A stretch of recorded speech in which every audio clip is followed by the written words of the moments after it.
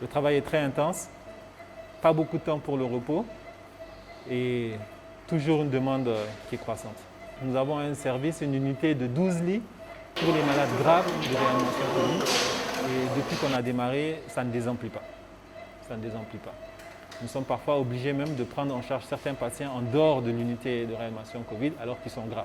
À l'heure actuelle où je vous parle, au fort de la pandémie, nous sommes 12 médecins anesthésistes réanimateurs en fonction sur le territoire du Niger. Nous avons dû réaffecter beaucoup de personnel, nous avons dû prendre du personnel en plus venant d'ailleurs. Nous avons eu, Dieu merci, l'appui des jeunes médecins bénévoles qui sont en association.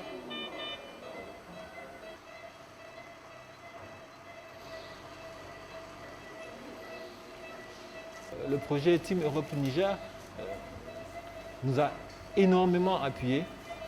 Et d'abord, ils ont commencé pendant la période où on avait une quasi-rupture de gel hydroalcoolique par la mise à disposition justement de ce gel hydroalcoolique. Nous ont proposé carrément l'acquisition et l'installation d'une unité de production d'oxygène qui pourrait délivrer de l'oxygène en tout temps au niveau du service de réanimation. Mais comme ils ont trouvé que nous avions déjà ce type d'unité-là, ils nous ont mis à l'abri des pannes, ce qui est déjà arrivé de par le passé, qui nous a paralysés pendant plusieurs mois, en mettant à notre disposition toutes les pièces de rechange. En plus de cela, ils viennent de nous installer un électrolyseur. Il y a un apport de médicaments, un gros apport de médicaments, et en plus, ils ont su trouver vraiment l'astuce pour faire en sorte que non seulement ce soit bien utilisé, mais que ce soit réparti quand même de façon, je ne vais pas dire égale, mais disons équitable. Et très prochainement, nous allons avoir un appui conséquent en respirateur de réanimation et même en petit bonus, un respirateur d'anesthésie.